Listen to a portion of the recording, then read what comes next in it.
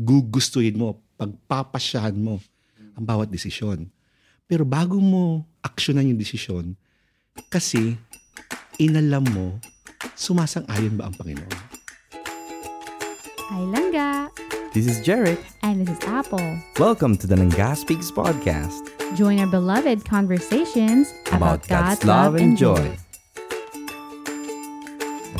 Hello mga Langga, this is Jeric. And this is Apple. Hindi na tayo sanay na may ibang kasama sa... Hindi tayo kasama na may araw. Si Mr. Sun pala yung kasama. Si Mr. Sun. No, I mean, we actually asked our Langga to pray for us because we're gonna have a guest. We have a guest for here. For the first time in a long time. I think the last person who was here was the couple, Tito Eng and Tita Nim. Yung wala ako. You were not there even. Oh my gosh. Because she was taking care of the kids. But right now, someone is taking care of our kids. We have outsourced. We've learned. We became wiser. That is why we invited a guest that is wiser than us also. Yung ngiti niya. Actually, wala siyang ngiti. Hindi siya ngumiti. Sabi niya, ano ba gagawin natin dito? Paano ba to? Ano bang kalakaran nito? Sabi ko, Father, relax ka lang. Ay, nasabi ko na, Father.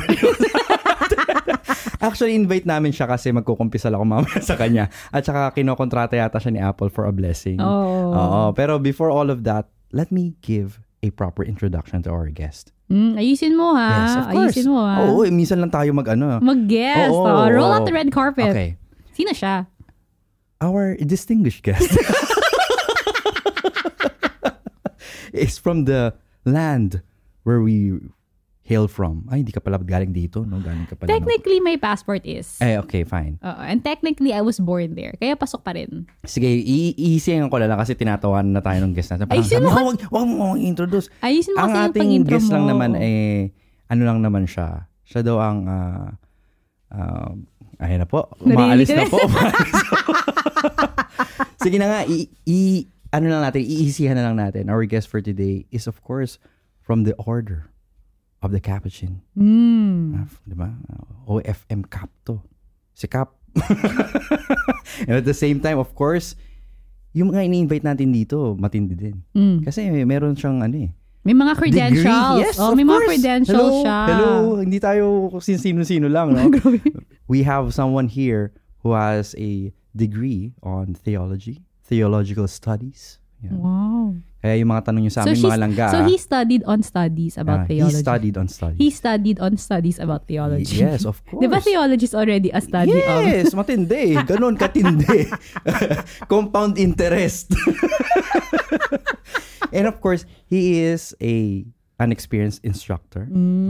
Kasi nga, studies on studies. Nag-instruct pa siya kung paano ka mag-aral. Retreat facilitator. Kaya gusto na mag-retreat nito. Gusto na umalis sa kwartong to.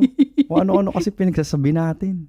Retreat master. Without further ado, ang ating Padre of All Season, Father Jimboy Mayo. Ooh. Yeah! OFM ka. Facts and fun, everyone. Grabe. Natatakot ako dun sa introduction. Padre of All Seasons, ibig sabihin nun, ang paring kalad ka rin. Exactly. Si Father, na-meet lang natin siya last year ba? Last year na ba yun? Ang bilis, no? Technically last year. Yeah, technically last year. Pero we heard of Father already the previous visit.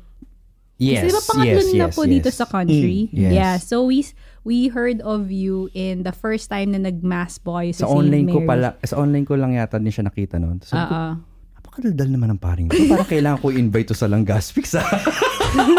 Tapos nauna natin siya in-invite sa formation natin with the leaders. Tsaka natuwa talaga like tayo kasi si Joseph when he celebrated mass nung time na yun, Father. Kasi catechism mass yun for the kids. Yung 4 years old pa lang si Joseph.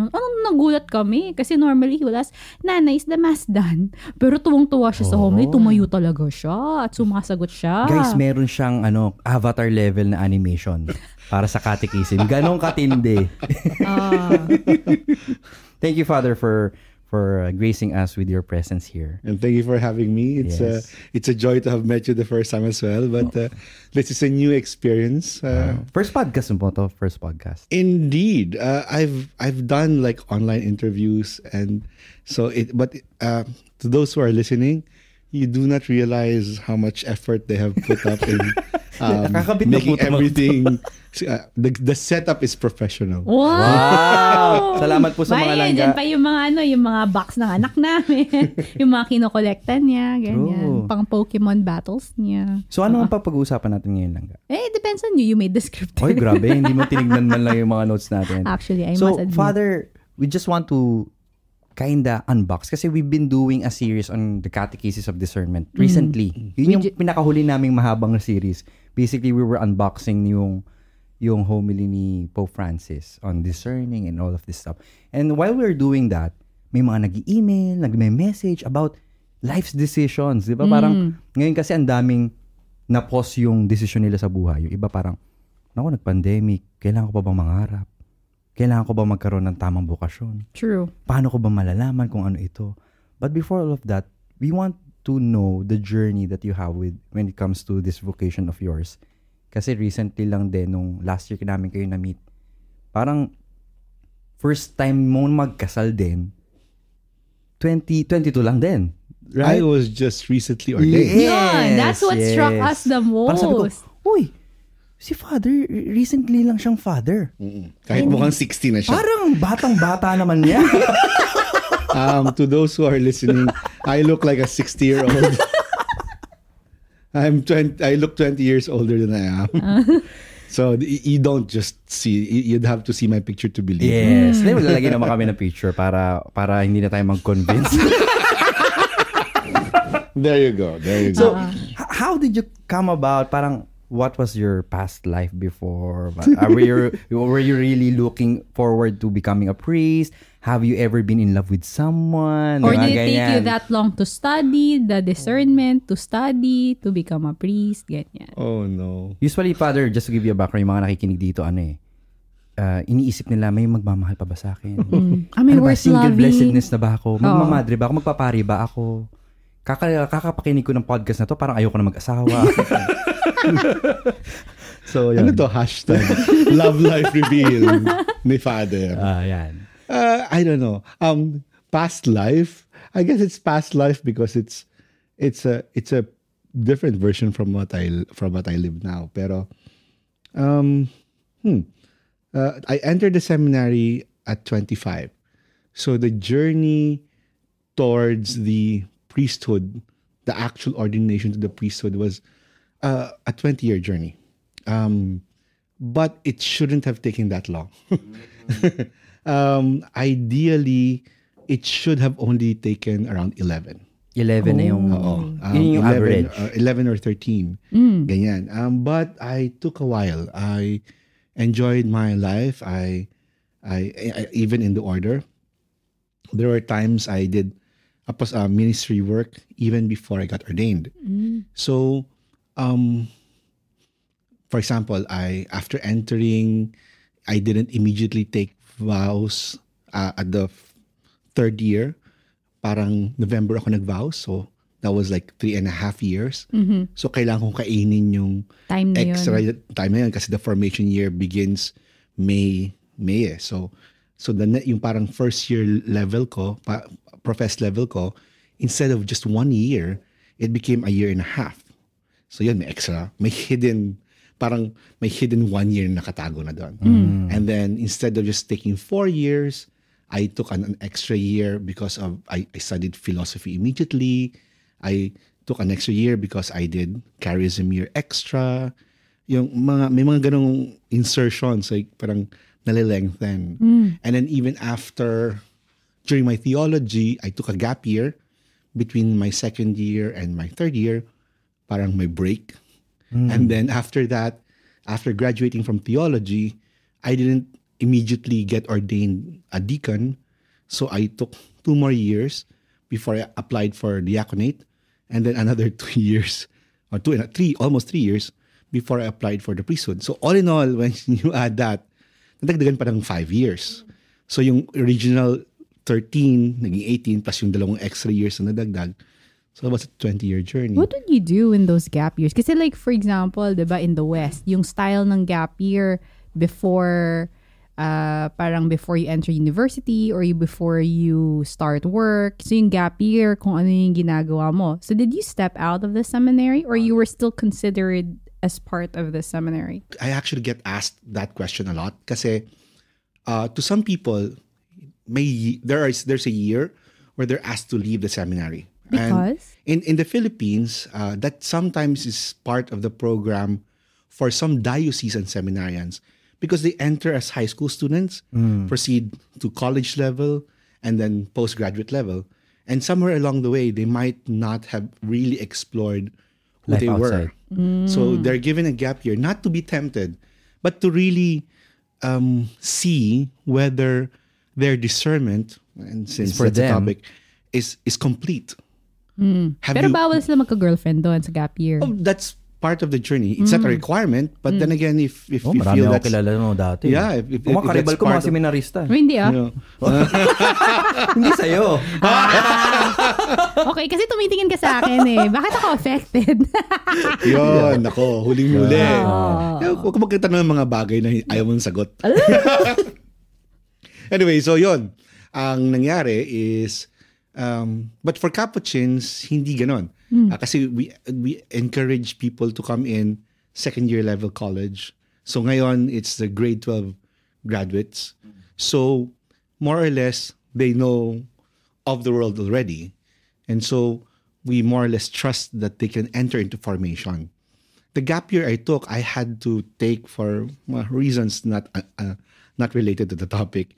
Pero it was a time I spent with another parish, the parish where I'm with now, so National Shrine of Our Lady of Lourdes. So I took a time there, did some pastoral work, honed my photography. And then when it was time for me to return, I actually was asked to return 5 months early. Pero the 5 months early, I just did basically just return to the House of Theology and served at the parish there. Pero that extra year was a time for me to also find my bearings. The idea is that the question is like past life and also what it does now. Discernment is really a journey of asking ourselves not just what we want, but whether God agrees with it.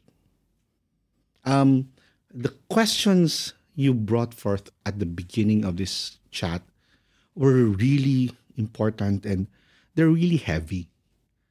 Those are questions that need to be faced. Ano ba talagang pakay ko? Saan ba talaga pupunta? Ito ba talaga yung mahalaga sa buhay ko?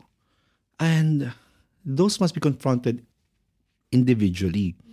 But in general, when you say discernment is not about fortune telling. It's not about guessing God's will.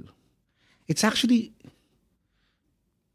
entering into a conversation. And this is how I understand it. I mean, how I've experienced it.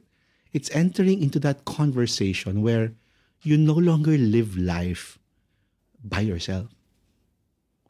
You actually live life, in a sense, by yourself, in the sense that you have to make the decisions on your own.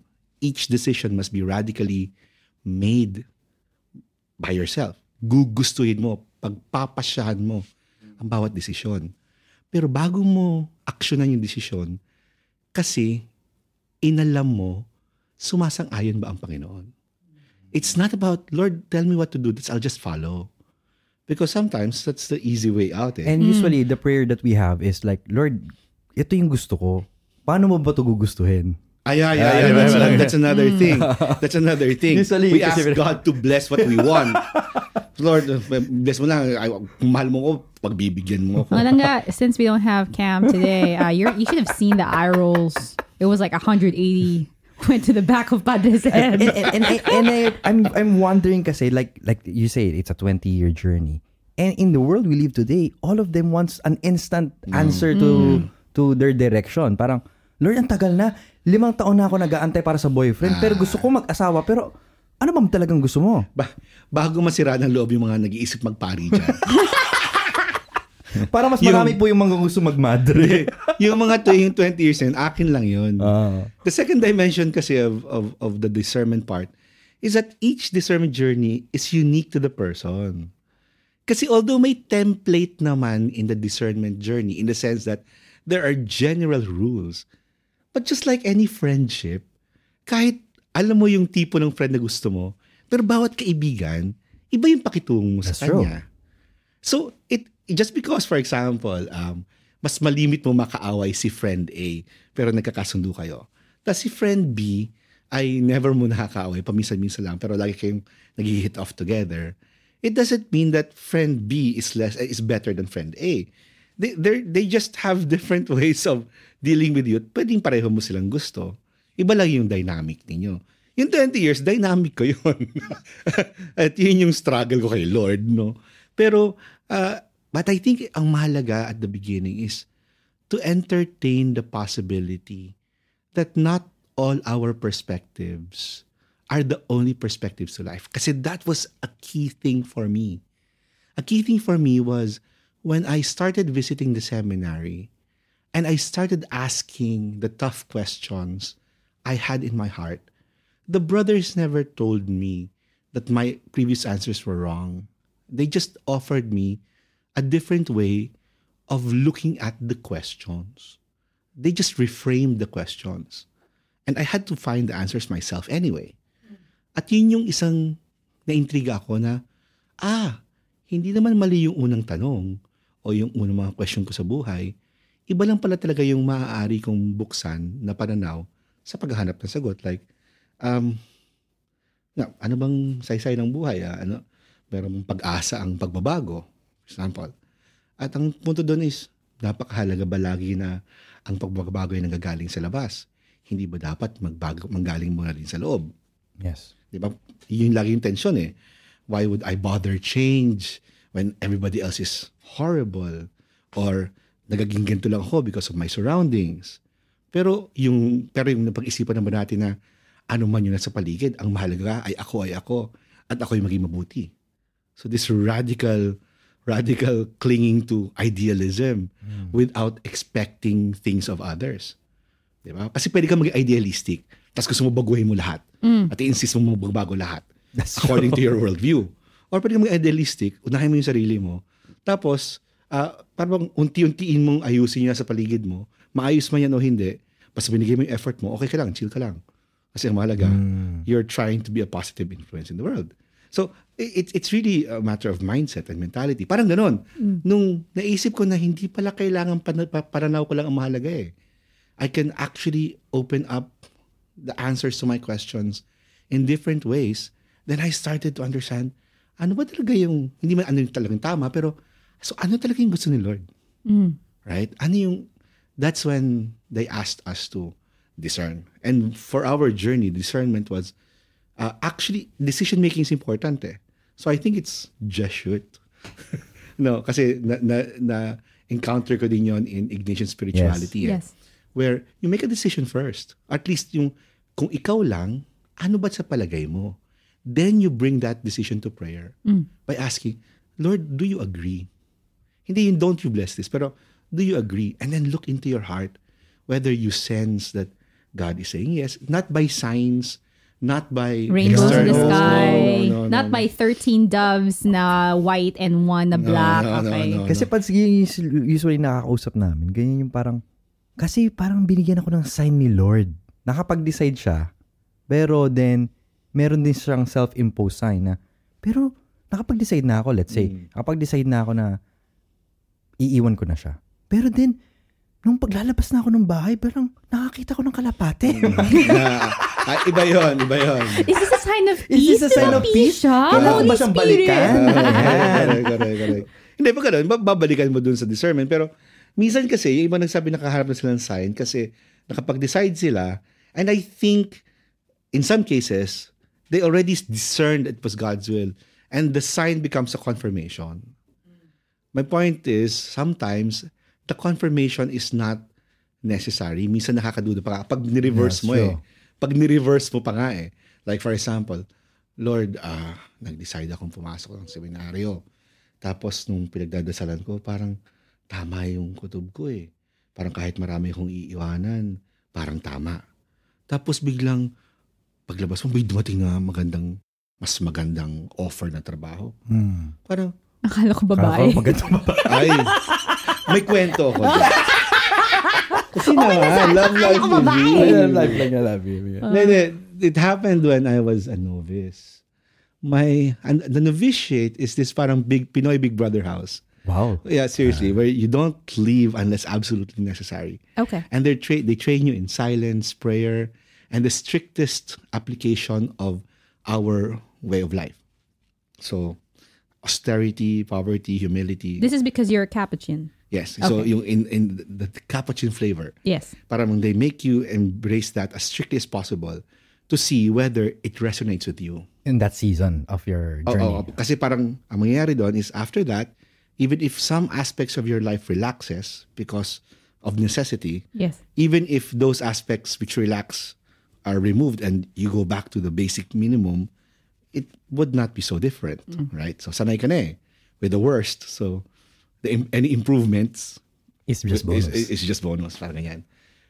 It was very difficult for me until it came to the point na ayaw ko na. You were how old?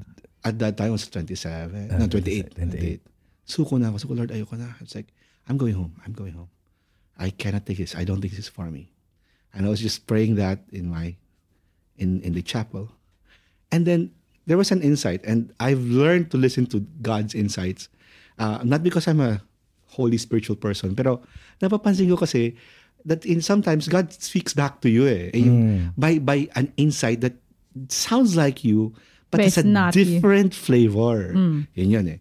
So insight came on, and I heard. I felt. I heard. Finally you gave up. Yes, yes, Lord. Kasi I want now that you've given up, I want you to stay. Bad trip ka. Oh, so if a priest can tell God na Bad bad trip trip ka, ka, okay okay. lang din. Oo. And then I said, I have a long history of being frank with the Lord. Batanggenyo ako. So, God knows how I talk to Him sometimes. But this was in my heart. No? I said, Lord, anong meron? So, hinihintay lang kitang sumuko. So that you'll know that you're not here because you want to. You're here because I want you to. Oh. Pati po, I started weeping. Lord, sige na, Lord. I love you, Lord. Ganon. Oh, I love Pero- that. But I love that. nothing changed. It Yes. wasn't any easier. Yes. But I knew eventually that, well, I'm doing this for you. I mean, I'm doing this out of obedience. That's so, right. And everything became more meaningful. Pero, yun.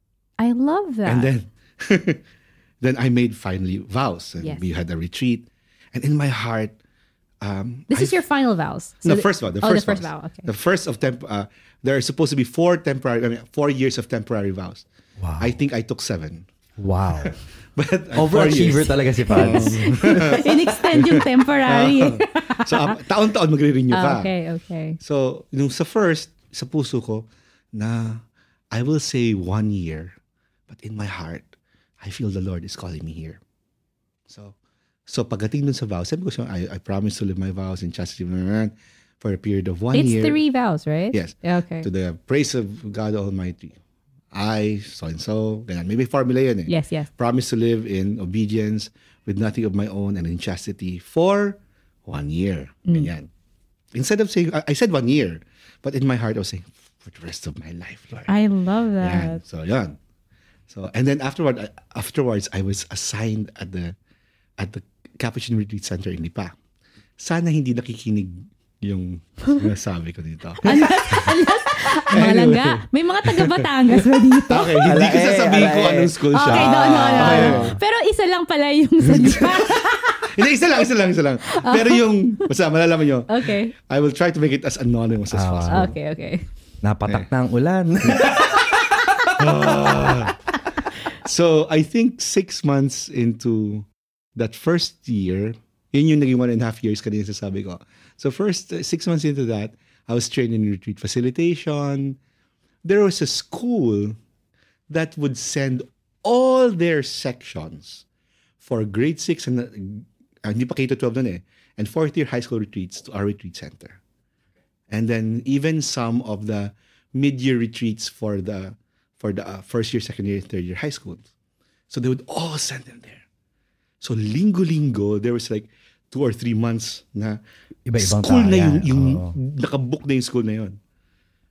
Ngayon, yung campus minister doon was a lady, more or less same age as I was.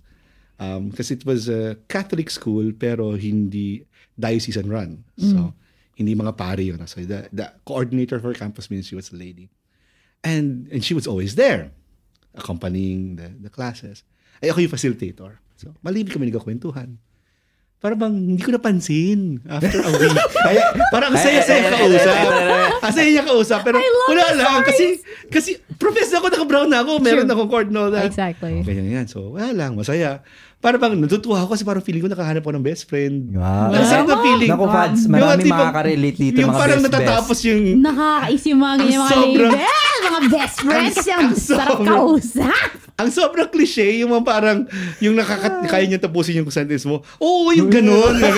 So habang nagla-lunch kami, pinag-usapan lang namin kung ano yung telenovela na panood niya o yung sine, tapos ako naman, tapos tatawa na lang kami. Saya-saya. Until natapos na yun, patapos na yung kanyang yung schools. Sabi ko, mga siguro in 2 or 3 weeks, matatapos na. Sumesipangs na. Biglang, hindi. Medyo. Pero na-realize ko. Medyo pa. Sabi ko, wait lang. Hindi ko na siya makikita. Oh! Tapos, doon ako nangyari, parang nalungkot ako. Hindi, kasi friends. Pero hindi, iba to eh.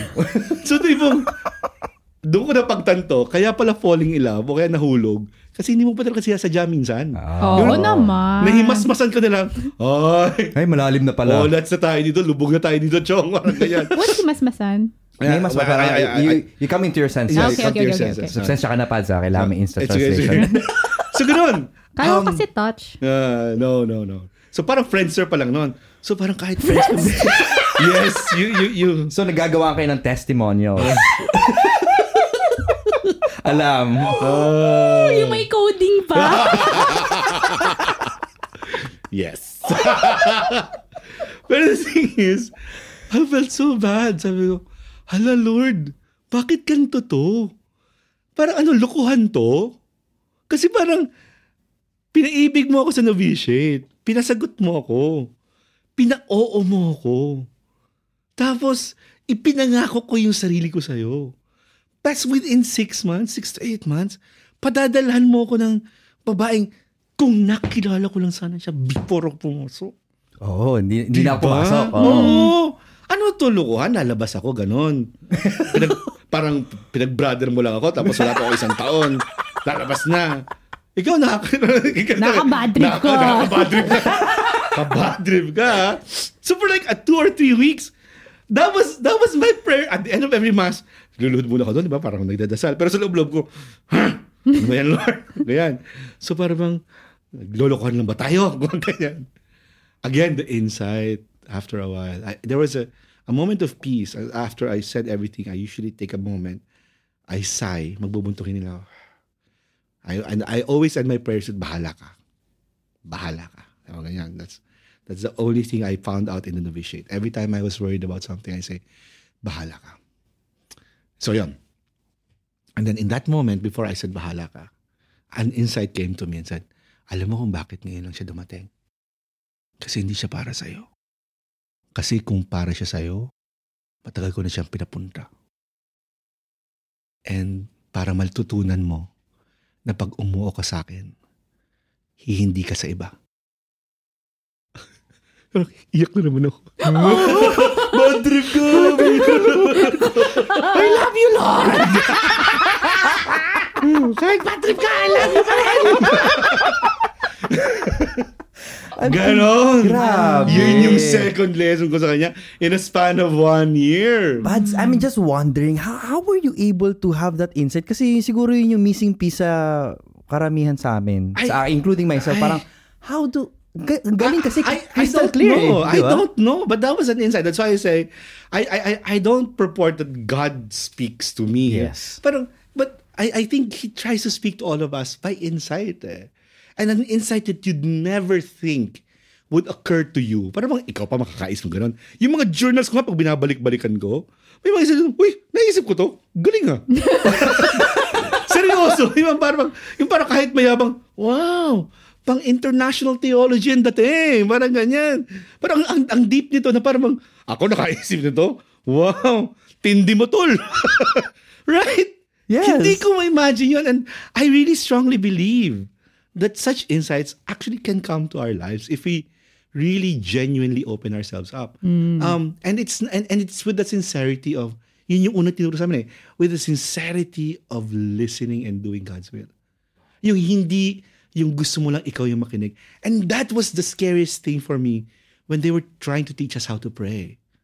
It's to be open to the fact God will say no to you. And when He says no to you, you will obey anyway. Yun eh. When you cross that divide, parang everything becomes easy. Parang, not really easy, pero that was for me the hardest. Yung, hihindihan ako ni Lord pag ako nagdasal, tapos okay lang sa akin hindihan niya ako. Yun, pag nakuha ko yun yung turo sa amin, pag nakuha mo yun, then you start growing in prayer. I think I particularly like that and appreciate that, especially recently. Kasi, yung syempre, pag bata ka, a lot of the formation, the teachings to you would be, God will say yes, God will say no, God will say maybe. But if God says no, He will open another door. But I like how, yes, when you grow in maturity in your relationship with God, maintindihan mo na when God says no, maybe there's no other door. Yeah, you will still obey because And God it's just says okay. no. And it's okay. Even if no door opens. Yes, If no exactly. door opens, Just you will because it- obey. because I know. He's God. I think there is a thing now in our modern society that's always says na it's so easy for people to just say na may planong iba sa'yo si Lord.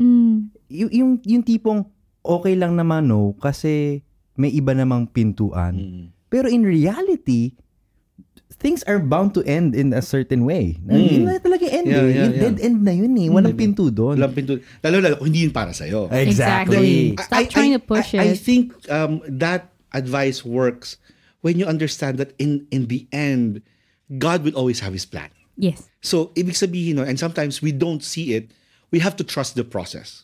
Parang ganon. Magiging, it works if you say, I obey, Lord, kasi even if I don't see another door, I know you're going to bring me somewhere. And so, where that door is, and when you open it, bahala ka. Yun. Parang ganon. It's not because I'm going to wait for the next door, eager, as if I'm still driving, Right. I'm still at the wheel. Right. Kasi parang mangyayari doon, Lord, pumasok ka rin sa timetable ko. Kasi that's the second step of discernment. Hindi mo timetable to. So, may sariling timetable si Lord. Just for last Sunday na lang, di ba? Kung gusto lang naman tayo niyang umuwi at pagaling si Lazaro, di umuwi agad sana siya. Yeah. Biruin mo, 2 araw. Pinatagal pa niya. Patagal pa siya. Sinabihan na nga siya, At di ba? ito yun, naando na siya, hindi pa siya nagmamadali. Kasi di ba, Martha had to dumating si run.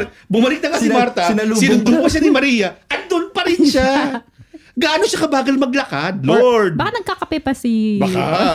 Diba? At saka sinabihan pa siya in advance, Yes, he was told in advance. Kung hindi pa dumating si Maria umiiyak, sabi, sige na nga, punta na nga tayo doon. Saan ba siya? Umiyak pa nga siya. Kaya, oh. di doon pa lang siya na-motivate. Exactly. He said, when you look at the humanity of the moment, that really tells you that the Lord has His own pacing. And He's always often telling us, chill ka. You might want something done a certain way, in a certain process, in a certain timetable. Pero chill ka lang. Pag tinanggihan kita, part of the process is waiting and trusting. Part of the process is, having that peace na hindi ka passive, gagawin mo yung abot na makakaya mo, pero hindi ka rin nag-expect masyado. We work, we do our best, let God take care of the rest. You don't let things pass. Hindi mo papalampasin. Hindi ka rin tatamad-tamad. Hindi ka tatamad-tamad, pero hindi ka rin magsasabing, dapat ganito, so dapat ganyan. Kasi meron ding over-reliance eh. Yung tipong, Lord, Sa'yo na meron lang ba? ding bahala ka na sa lahat. Na. Wala akong ikikilos kasi sobrang tiwala ko sa'yo. Because you have to bring yourself to that point na, Right. Lord, I've done my part. I'm entrusting you for the rest. I forgot whether that was tomorrow tomorrow, the 4 young men, I love it, before they were sent into the furnace. We trust Yes. the Lord Of will save Daniel. us from the fire. Yeah. But even if He doesn't, we will still worship Him. Right? Parang, Yes. ganun yung realize sila. Hindi, itapon mo kami sa apoy, di kami susunog. Galing ng Diyos namin. Pero kahit ayaw kaming isalba ng Diyos namin, Gagawin pa rin namin. Hindi namin siya bibitawan. Magpapasunog kami. That kind of faith. Parang I will trust that He will liberate me. But even if He doesn't, and He's working with something beyond my will, it doesn't stop Him from being my God. So, yun yung balance nun. I had to, I guess, learn that the hard way. Kasi mahilig ako yung nagtitimon. I'm the captain of my own Yes. ship. I like how you also mentioned that, because like what Jarek mentioned, in a lot of the generation now where you said they just want to prefer that everything is on their timetable, everything is under their control. gosh, ito the na. whole idea of manifesting what you want. Yung The whole pa- idea yeah. of manifesting your prayers Yes. by you calling them out to you, it kind of takes away God from the whole formula. There's this yung new age is slowly seeped into this generation na, okay, manifest mo lang. Isipin mo lang lagi, matutupad yan. I have, and I hope I don't offend anyone. Maybe I misunderstand also what they do, but I also found it very awkward, uncomfortable. In some cases, not all the time. Sometimes I feel it's right, but when some people say, "I claim this," Yeah, claim this in Jesus' name pa. mga ganyan. and I usually that is a good way to express also that I trust it's going to come. Pero I sometimes worry when I hear it from some people. Claim mo na yan. Claim mo na yan. Claim mo na yan. Claim mo na yan. I was like, but have you discerned it? Because you might be claiming it, and God is not willing it, Or it's not for you. or it's not for you. And then when you claim it, parang, Lord, bakit ganito? I get, don't I have enough faith? So, yun. The claiming part is actually in a sense, a Catholic definition of hope. Yes. The assurance of things to come. Yes. Okay? But that assurance stems from, what are you assured of? And when we go to scripture, and I asked this of the altar servers yesterday, I pointed them to the cross at the sacristy, and I said, why did Jesus die? And one of the kids said, for our sins. Big deal. So what? Well, because He's the Son of God. Precisely. He's the Son of God. He doesn't need to be on the cross. Why did He die? And the other kid said, How old were the kids? oh, they were 10 to 14. Oh, I thought they were like 15 to 7. 14, I thought no. they were like 7. No. And he said, big deal. I would not have changed the words. Big deal. No. They said, no, really. Because He loves us. Yeah. But what's that point? Why does He love us? Why, if He loves us, why did He have to die for our sins? Finally, the last boy, the eldest one, said, to give us eternal life. Precisely. Because God loves us so much that He died for us to give us eternal life. Therefore, His love is anchored on giving us eternal life.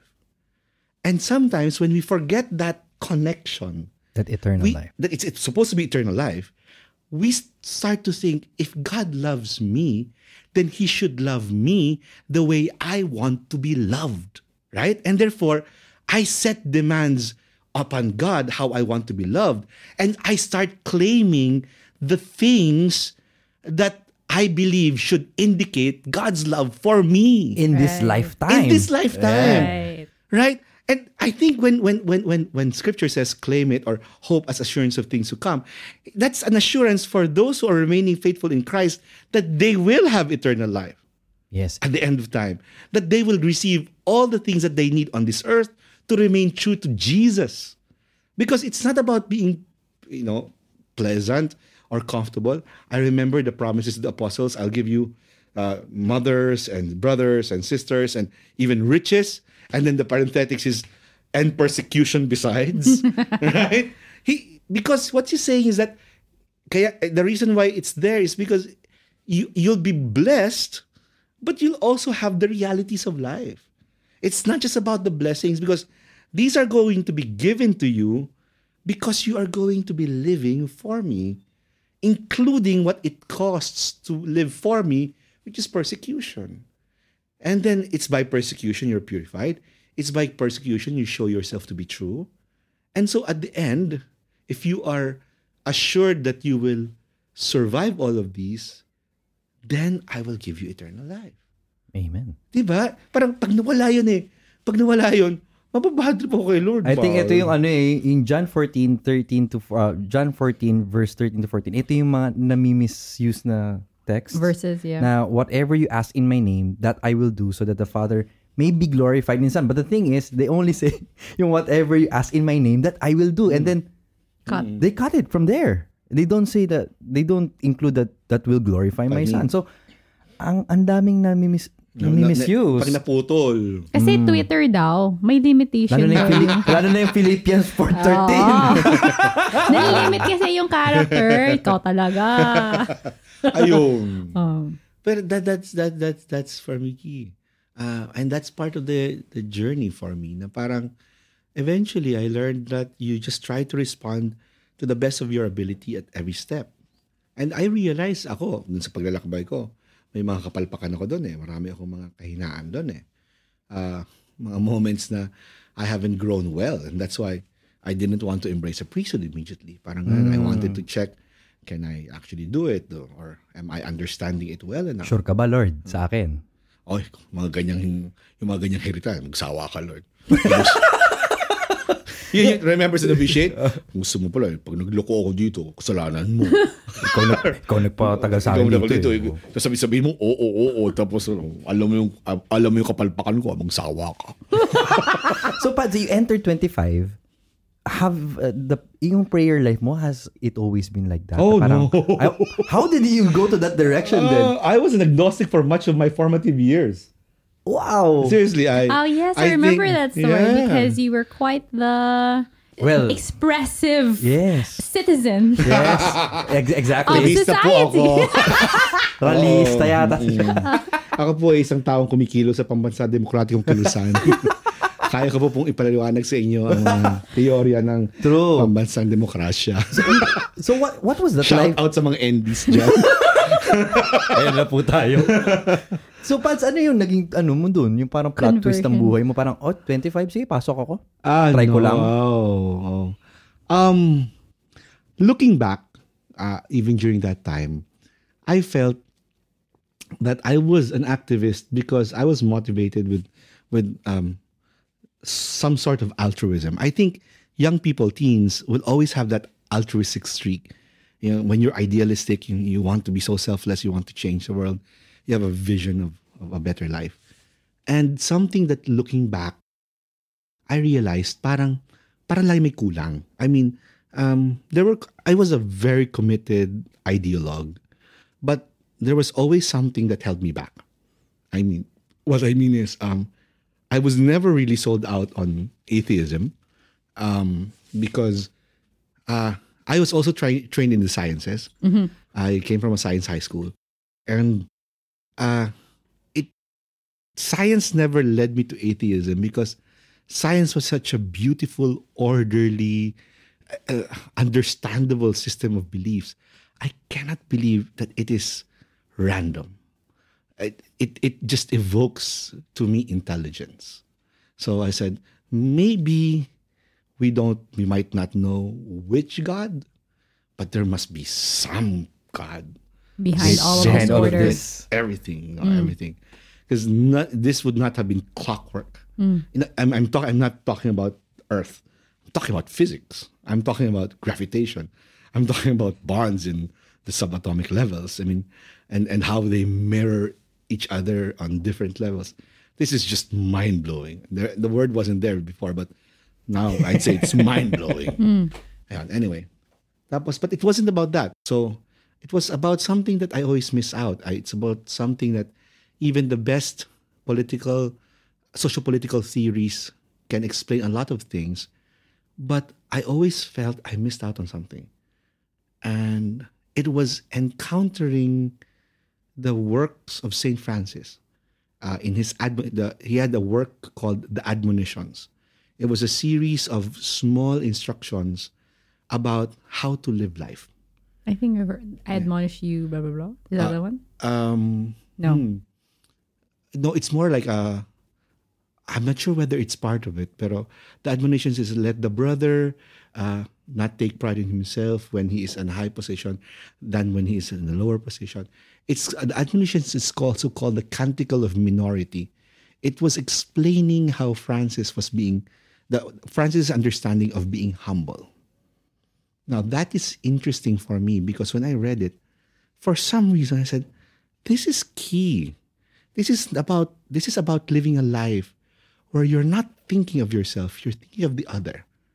And you're always thinking of yourself as the lowest, but not as the inferior, but be placing yourself as the servant of all. And for me, that was why I became socialist/communist. Because for me, I guess that is what made sense. That the problems of the world in capitalism or in feudalism, whatever, is about people trying to get ahead and taking advantage of others. And here was this Roman Catholic saint who was trying to say that life could be lived joyfully by living lowly. So that was intriguing. So that got me interested in Franciscanism. The plot twist in life was my mom eventually developed a devotion to Padre Pio. I found myself. So that was just intrigue. That was the prequel. Then my mom developed it, and I found myself. It just had to be Padre Pio. No, but I wasn't particularly devoted to him. Yeah, but the mother's prayer. Yes. I don't know whether she was praying for me, but I had to drive her to the devotions. And then I met the seminaries of the Capuchins, and they made me come that Saturday because the vocation promoter was coming to the seminary. And that Saturday was a fully scheduled like weekend an event. for me. That's for you. For me, there was several things to do. May date siya. A date with my girlfriend may on date Sunday. siya. And Yun, an overnight underground meeting somewhere. Pero that weekend, nahuli yung isang leader. So hindi ko na makapunta. Tapos parang na-free up yung schedule. Na-free up yung si girlfriend naman, hindi makaka-uwi ng weekend. So bato ako, wala akong magawa. Puntahan nga yung seminaryo. And I went to the seminary, just did what they did, played basketball, and listened to the short talk by the vocation promoter, and spent the night. Pagising ko, sa tulog ko. Oh, may sleepover. Seryoso, parang gumising ka sa bahay na parang ang tagal mo lang hindi inuuya. Naintriga lang ako doon. And I kept coming back month after month. And then, I said kanina, that's when I started to ask questions. When I was comfortable with them, I threw the questions at the friars. And, I wasn't embarrassed, but these were questions for me. Why, how can God sometimes be unfair? Why does God seemingly keep quiet to our prayers?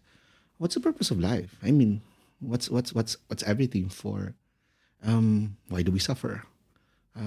It seems parang pompous questions, but these were questions that nagged me. And somehow they always found an answer, sometimes by asking me a question back. But which forces me to look at it from a different perspective.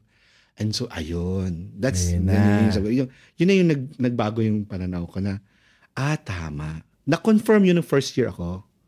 Kasi we started learning what is called social encyclicals, the Catholic social teaching. And for like 85% of it to 90%, it sounded like I was reading a baptized leftist manifesto. And they were saying the same things about worker rights and everything. It was baptized because it was from the Catholic Church. Yeah, ganyan.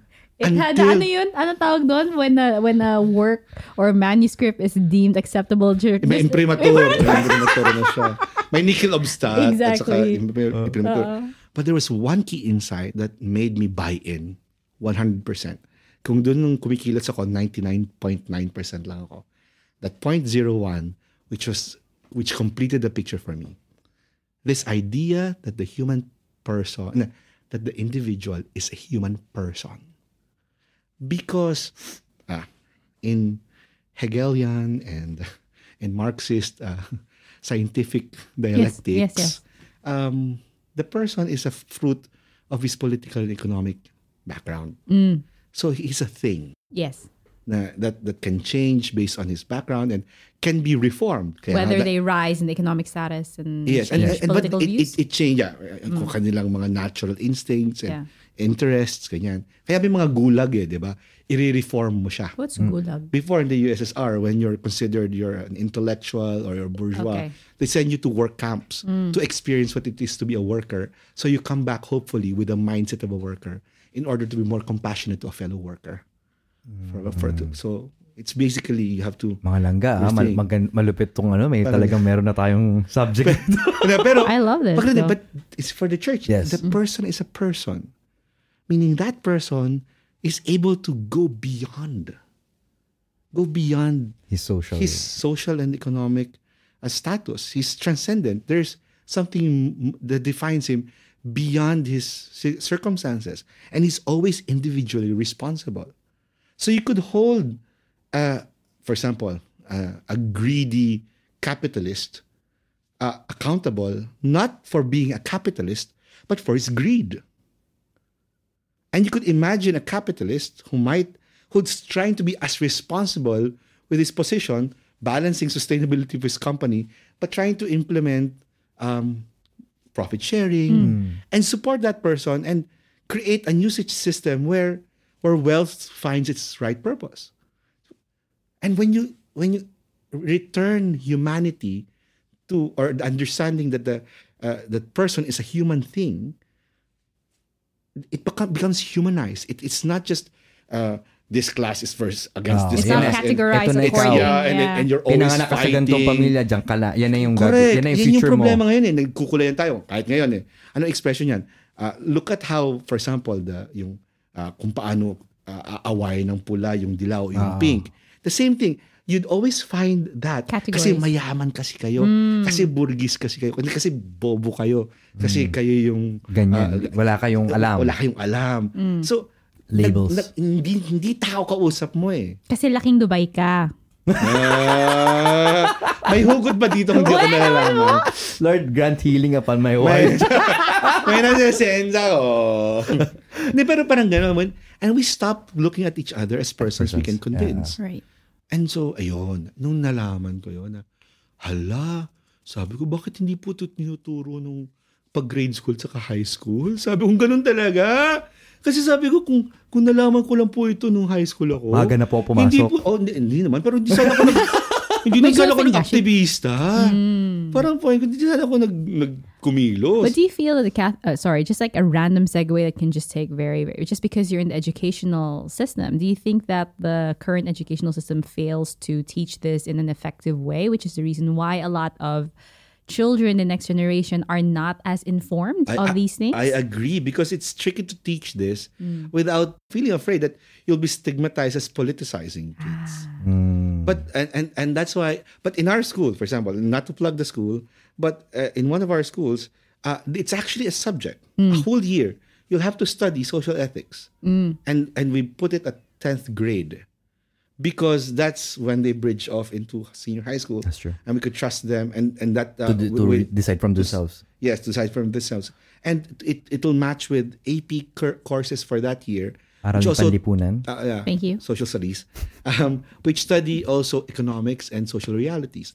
So one from a more political part, and then the other one from a more theological part. And they blend for the boys. So yun, magandang pagsabayin yun doon. Pero it's, kasi kasama doon yung moral evaluation. And sometimes we have to start them off young. How do you use your mind well? How do you use your heart well? So I guess you ask whether are we not doing it well? Could be better. It is not to judge, because I don't know how others are doing it. But yeah, it could be developed. It could be something, for example, at least Catholic schools can focus on, because this is the template by which Catholics are supposed to be reading politics. We cannot afford not to be political, because our faith has a political expression. But we are not supposed to be politicking.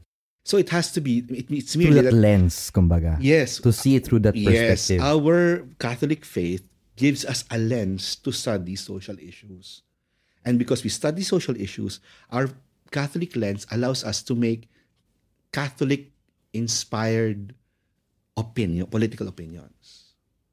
Mahalaga yun. Yung hindi ka lang di-decide. Kasi personal kong choice to. Di kung personal mo pa lang choice yan, di meron pa ng bahagi sa puso mo na walang pakialam si Jesus. Oo, kasi lumabas yung mga tanong na yun na, di ba, especially nung mga nahuling botohan, or even currently right now with the social issues that we have, how they view it, current moral, usually yung sinusundan lang ng mga tao kung ano lang easily digestible, 'di ba? Ito yung gusto kong gawin. Ito yung naiintindihan ko. So ito yung tatanggapin ko.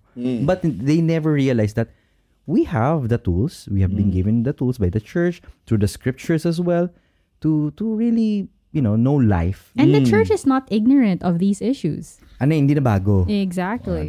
Ang mabigat kasi sa isang banda is the burden of 2,000 years of theology. So yun din yun. To unbox it. Oo, kasi siguro isa yung liability, ika nga. Kasi paano mo ipapaliwanag yung pagbagong ipaliwanag to? Alam mo, kasi sabi ni Origen, sobrang lalim na. Oo, lalim na ng paghuhugutan mo. Kahit na nga yung ibang mga sekta na may mga ganitong claim or ganyang claim, ay, ang tagal lang binasura ng simbahang Katoliko. Pero umuusbong. Bagong version lang. Yes. Recently, I was in a conversation with a young man, and I told him, do you realize that the questions you're asking me were one of the very first questions that the church had to settle even before the Bible came about? It's like, it's the first time I was hearing it. Catholic school, hindi si school namin. Pero, kali siya sa Catholic school. Disclaimer Hindi kasi. Hindi kasi. Hindi part ng school namin. Hindi kasi, ako at least dun sa isang school namin, sigurado ako doon. Bawal hindi niya alam yun. Talagang mayroong, dadaan siya sa butas ng karayom bago makagraduate pag hindi niya alam yun. Pero, yun parang, but that's typical. Hindi ko, sorry for the disclaimer, pero that's typical sometimes. Parang, napagdesisyon na nila yan. Bago pa nagkaroon ng Biblia, for example, may doktrina na tungkol kay Maria. May doktrina na tungkol sa transubstantiation. May doktrina na tungkol sa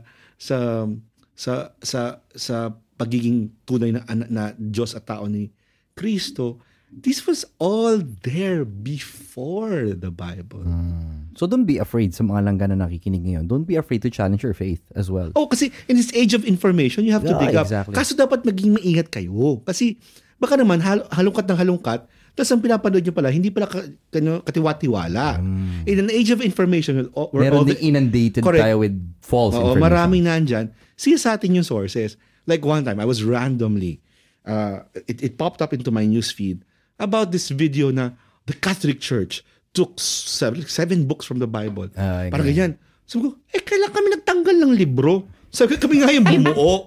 So, nataranta ako ng ganyan. Sabi ko, meron bang conspiracy theory tungkol sa simbahang Katoliko hindi ako alam? So, pinanood ko siya. Naknang tokwa. Sabi ko, hindi kami yan, si Luther yan. Kaya nga nag-away-away. Kaya nga nagkaroon ng protestante. Siya nga yung nagtanggal eh. Sila nga yung umalis. Kami pa daw pala. Kaya daw dapat, so, nalito talaga ako na, wow, kami pa yung may kasalanan ngayon. Yeah, like yung puffer jacket ni Pope Francis na umiikot, diba? Kala mga tao totoo. Si Pope Francis. Yung pala gawa na ng AI. Anyway, to wrap things up, kasi we're running at 1 hour already. Alright. Oh, wow. I think the last insight that we would want to hear from you, Pads, is it still worth being a Catholic in this time? At a time like this where there's so much misinformation, idealism, manifestation of like self-reliance, let's say. There's no space for God anymore. It's like, where do you see it? Like, is it still worth being a Catholic? Bigat ng tanong Siyempre, season ender daw. Hindi, wala. May season pala tayo.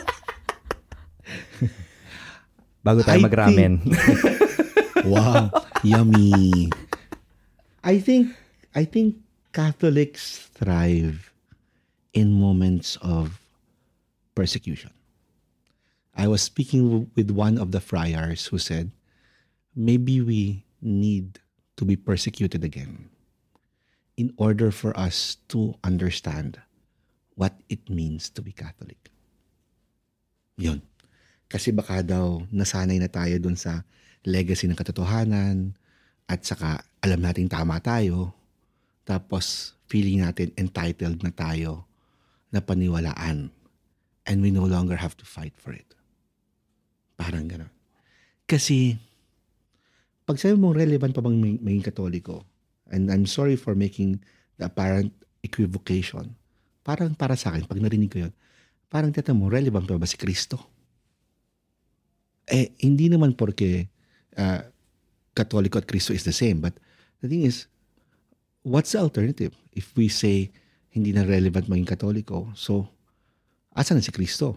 So, si Kristo ay relevant sa Protestante o relevant sa ibang incarnation ng Christianity, pero hindi sa buhay Katoliko?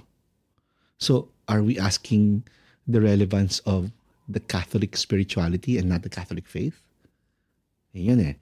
So, are we talking about spirituality or the core of the faith? Pero, the spirituality comes from the core of the faith eh.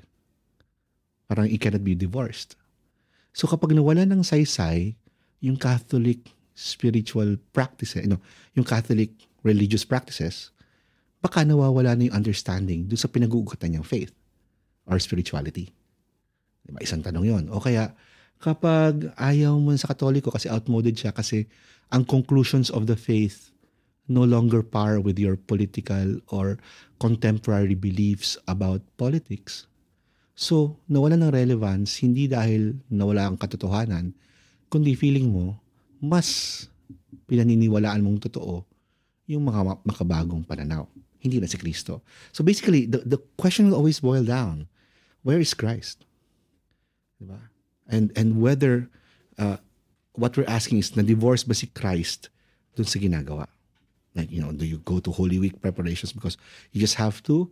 Or is because Christ's sacrifice was so powerful that you want to remember it once a year in a special way? Because this is your way of keeping the memory alive. And at the end of the day, saying thank you, and I'm going to renew my commitment to you. So it's not about because it's Moriones, or it's not about because nakasanayan mo lang, or it's not because it's just tradition. It's about because you want to keep the memory alive because this is the core of your truth. Do you pray the rosary because your mom told you to pray the rosary, or it's been something done? Or is it because this is your way of, saying to our Blessed Mother, you're part of my life and I'm going to say I love you at least 50 times tonight. And it's my little spiritual love letter. Parang ganyan.